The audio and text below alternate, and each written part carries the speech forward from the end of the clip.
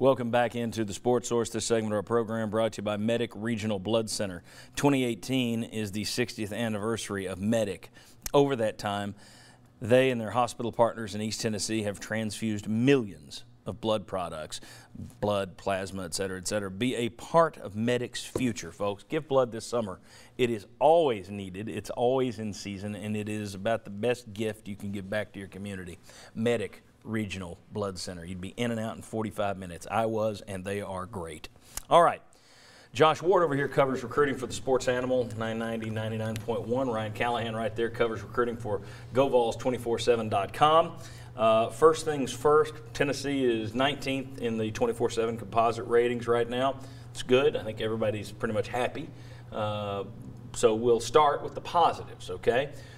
Each one of you, just briefly, what is, and I'll start with you and then I'll let you start on the negatives, but we'll start on the positive. What is the main positive that you've seen from this staff? And you guys may agree, you might disagree, but what is the main positive from Jeremy Pruitt and his staff in terms of recruiting so far? I think the biggest positive is that the staff has lived up to the belief that it is a good recruiting staff. They have the ability to connect, they have the ability to quickly develop relationships, and Tennessee has been in it with a lot of the best players in the country. That happened quickly in the 18 class and has happened with the 19 class with Quavaris Crouch and Darnell Wright, two of the top players in the country. All right. I would start with that they're in the mix, at least for more elite prospects. You're seeing top 100 players considering Tennessee pretty strongly right now. That happens with new staff sometimes, but give this staff credit. I think also you give them a lot of credit for going back into the state of Georgia and North Carolina, two states that are always important to Tennessee in recruiting, and they're actually getting results there. The former staff, I don't think, did enough in those two states, especially Georgia. This staff off to a very good start in Georgia. That bodes well for their chances of at least sustaining that in the future. Okay, now I'll get you some emails and tweets. What's the biggest negative about this staff so far? It's hard to say because this class isn't complete. If you were picking, just nitpicking, obviously right now it's that they haven't yet gotten that star cornerback in this class or the last class. They failed to add at that position. This staff, I think they're going to get there. I think they're in good shape with a number of cornerbacks right now, but no commitments right now at that position. If you're nitpicking, that's one. I don't think they'll have too many issues there though because of Jeremy Pruitt's background in the secondary and just because they're in good shape with a lot of guys right now. That was also an area where they were trying to grab transfer in and could do that. Yep. Josh Ward, is there a negative that you see? What is it? Yeah, I would agree that at this point it's probably a nitpick, but it would be showing that they can close. I mentioned that Tennessee's been in the mix with some very highly touted players, and they've done a really good job to establish those relationships. But in the end, can Tennessee prove that it can beat out Alabama, Georgia for those top players very consistently? Because there is still ground to make up in the SEC. Missed on some guys late in the 2018 class. That wasn't a big deal. They need to close in the 2019 class. Okay.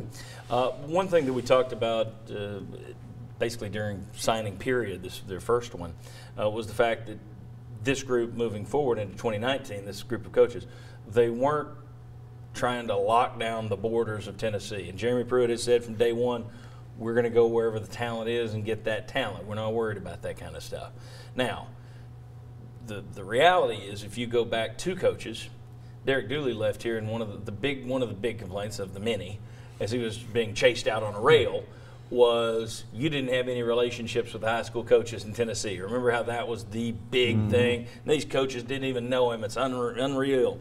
So when Butch Jones comes in, it's I'm going to lock down the state. We're going to close the borders, blah, blah, blah. And he targeted the state, and he did it.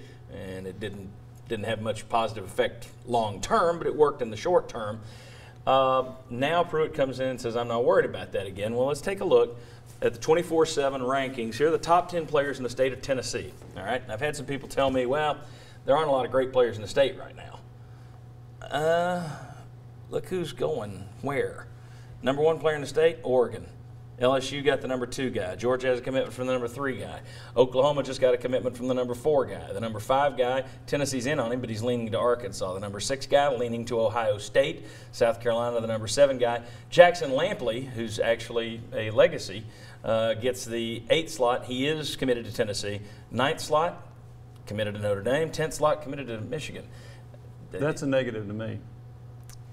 Now, if they were going to smaller schools, exactly, I can get that. But I'll say this, before I be too critical, if this staff, if their evaluation is that when these guys go somewhere else and they're not that good, okay. and maybe this guy in Georgia is better, or maybe this guy in North Carolina is better.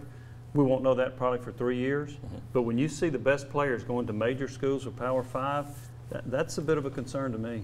Here's what I would say about this in-state class. It is a deep class in terms of Power 5 level talent. It is not a strong class at the top the way we've seen some in-state classes in past years. There's no T. Higgins, there's no Trey Smith in this in-state class. There's a strong debate to be had for who's even the number 1 or number 2 player in this class. So I think there are a lot of players capable, good enough to play at Tennessee, but not many you look at and say he can be a difference maker at Tennessee. And this staff, not being familiar with the in-state talent, came into kind of a tough situation, needing to evaluate those guys and decide which ones were really good enough. So that's where you're seeing these guys end up at Power 5 schools. Oregon and Auburn's even in position to land a player in state if they decide to take him.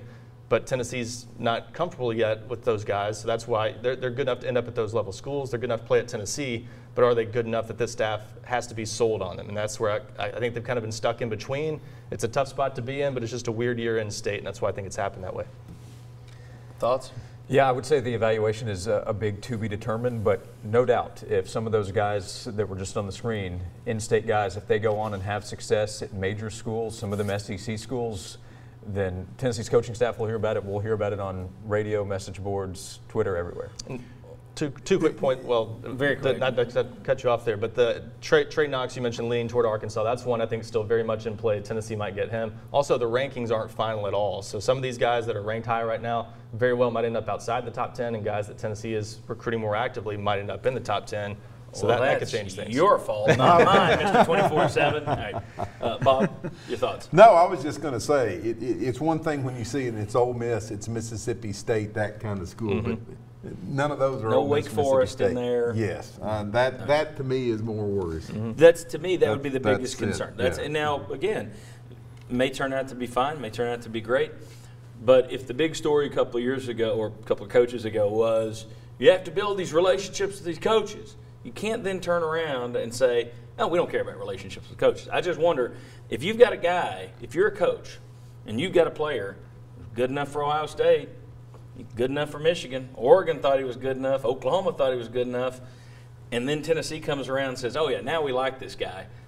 I just wonder if that coach is going to say, well, where were you with Woody or Joey or Timmy? Yeah, Those future are the relationships, things. how does that affect them? Yeah. Again, it's early, so I'm going to get the emails. How dare you judge him at this point? That's what we do. we can only talk about what we've seen up to this point. To me, that is one that bears watching moving forward. But it also bears watching the fact that he's quickly got them into the top 20 and is getting their name in the mix with a lot of top 5 guys, top 10 guys in the country. So that's a good thing. All right. When we come back, can the Vols get enough production at quarterback? We've looked at passing yardage, but at quarterback, in terms of quarterback rating, touchdowns, interceptions, completion percentage, yards per attempt. Is the quarterback situation good enough to get to 500 in the East? The numbers might surprise you. Come on back.